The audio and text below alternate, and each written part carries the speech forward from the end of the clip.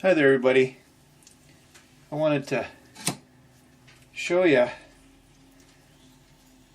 how I make a plate. The other day I showed some sake cups and some tea bowls. Today I want to show you how to use a different type of cow's tongue rib to make a plate, a flatter plate. But not with a big rock here. This is sometimes what I get when when you don't use the refined clay. Every once in a while one of these sneaks through. Nice big rock. Alright, so what's easy to do is just grab some from the bottom of the pile and stick it in the hole. It usually holds. Okay, let's try this again.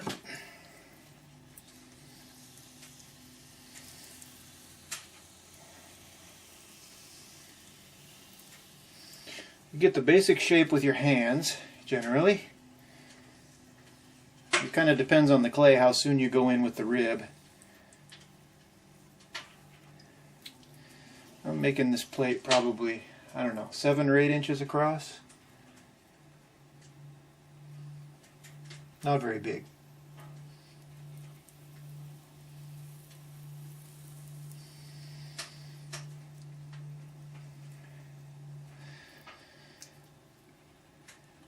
Okay.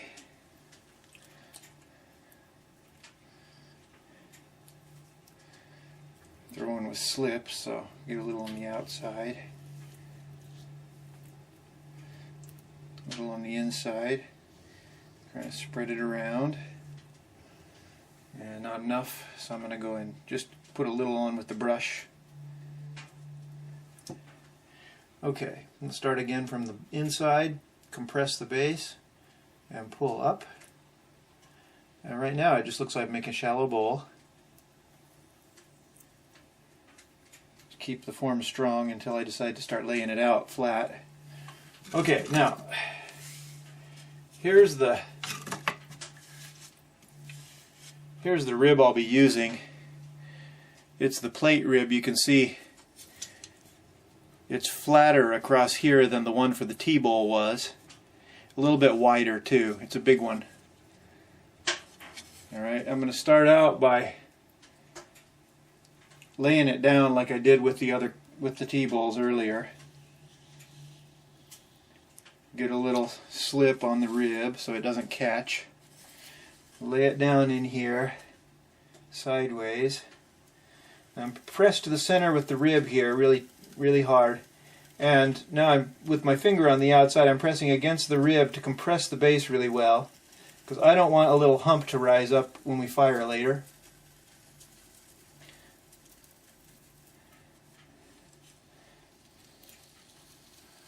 I'm going to go back down here from the outside in, again against the finger at the bottom of the plate there, and I'm going to compress that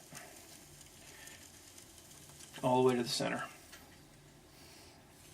Okay, here's the basic shape. You can use the rib this direction as well. I generally don't start doing this towards the end, but if I wanted to lay it out flatter before then, I would go out with the rib like this. For now, I want to create a step. We're about the size we want to be here, it looks like. Okay, so I want to create a step. I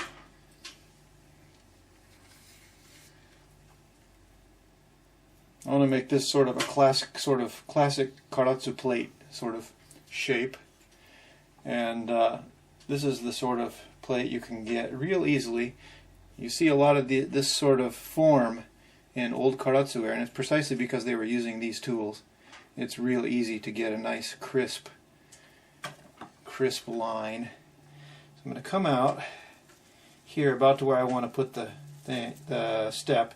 I'm going to turn the rib in, and I'm going to give it a push against the finger there and create the step there. Okay, nice sharp. You want a nice sharp defined step, because later on when glaze goes on, that's going to be muted.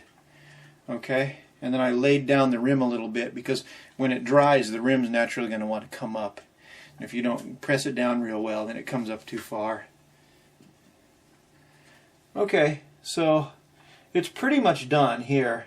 I'm just going to refine the curve on the inside just a tad.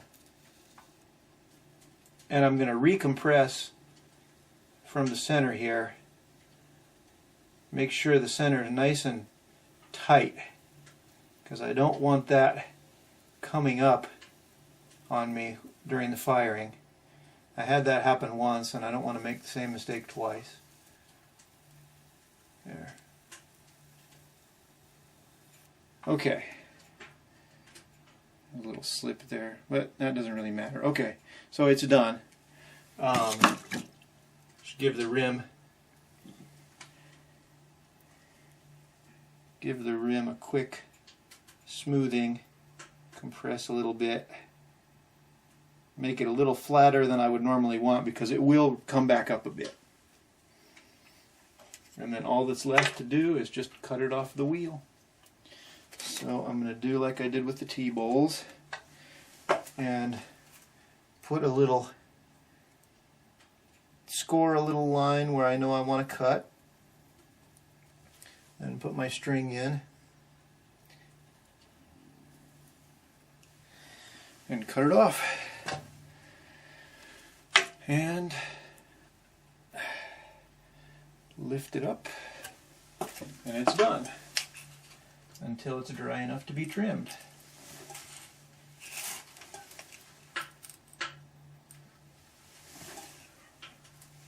Okay, thank you. Welcome back. Well, I just started throwing a big bunch of pots, and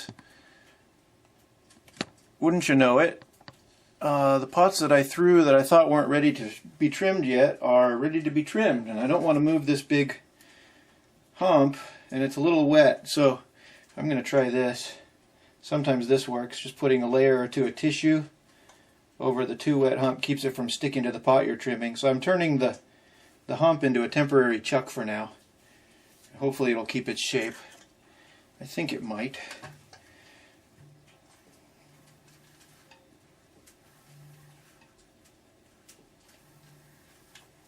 You can see here how dry that is on the rim, one-sided, because I've got the wood burning stove running again full blast. So we'll see if we can't get these trimmed without ruining them.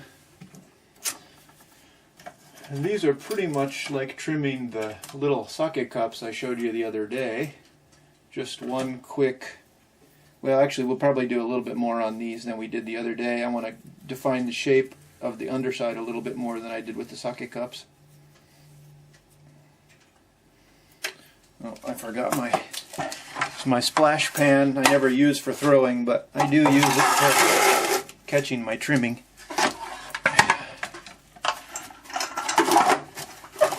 There, that saves me some cleanup time. Okay, let's try again.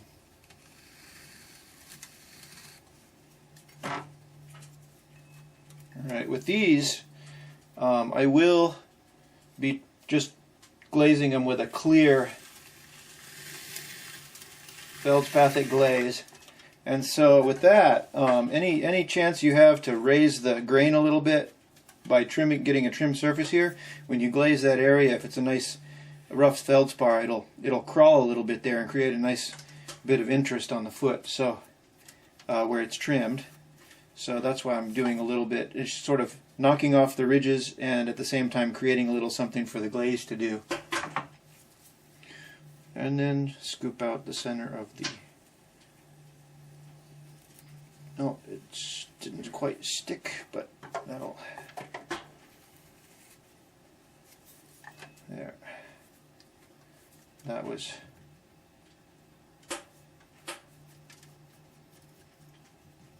a little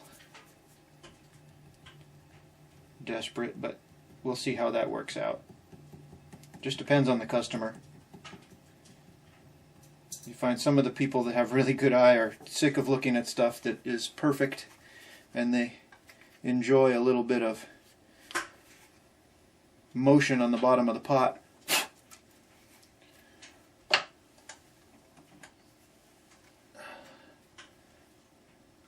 otherwise, just chalk it up to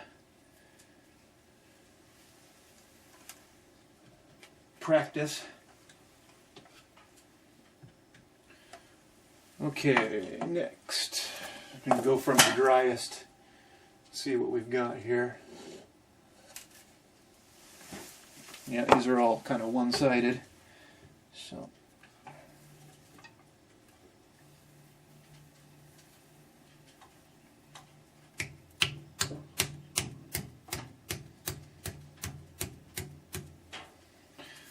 all right. Shave the bottom off a little bit on this one. That last one was a little thick.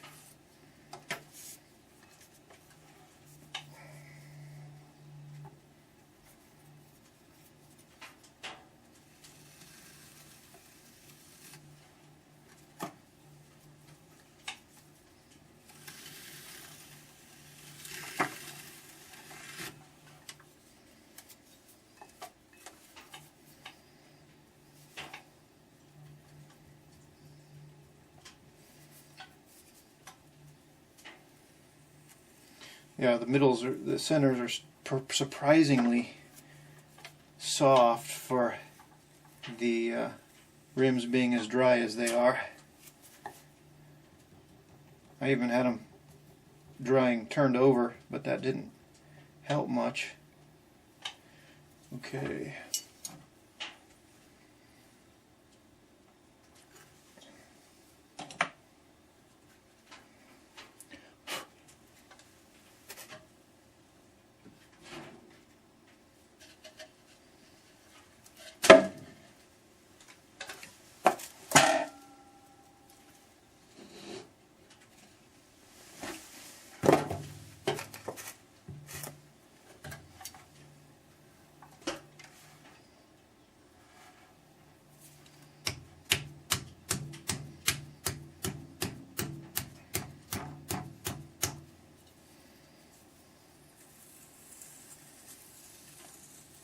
This one's actually quite wet on the center.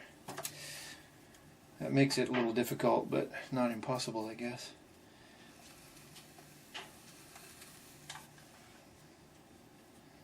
It makes the tool catch in odd ways sometimes. That needs to lose a little bit more. Foot's getting a little high. I'm looking at all this in a mirror, just in case you're wondering. I've got a mirror across from me so I can see how high the foot is at all times.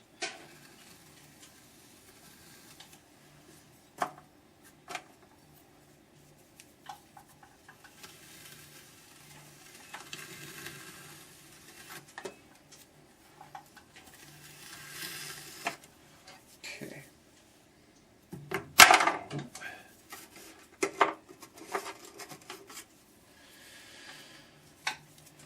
All right. Just take the center out.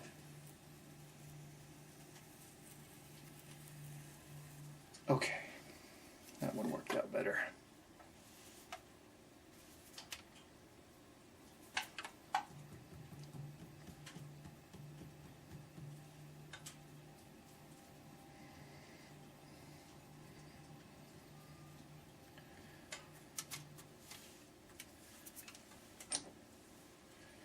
Give it a stamp.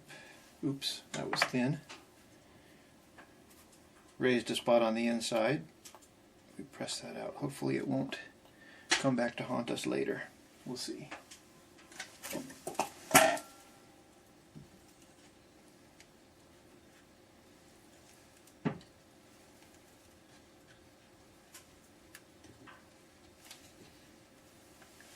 Okay, I'll do one more here and then let you go.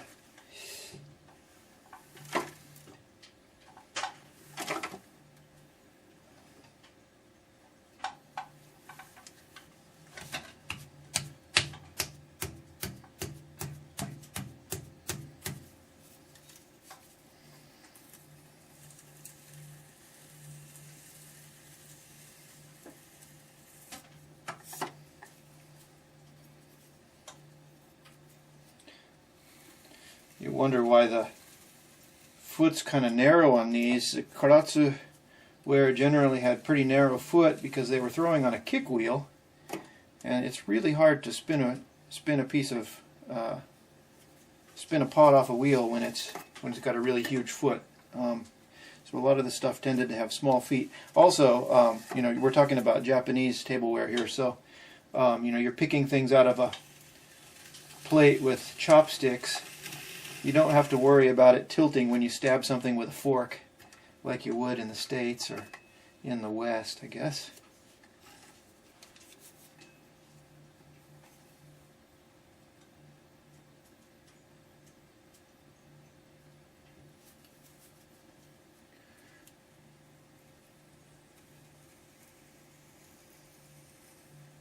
Oh, there it goes. We'll finish it there.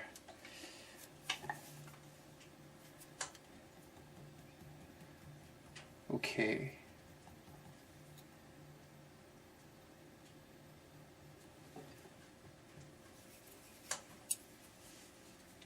Stamp and it's done.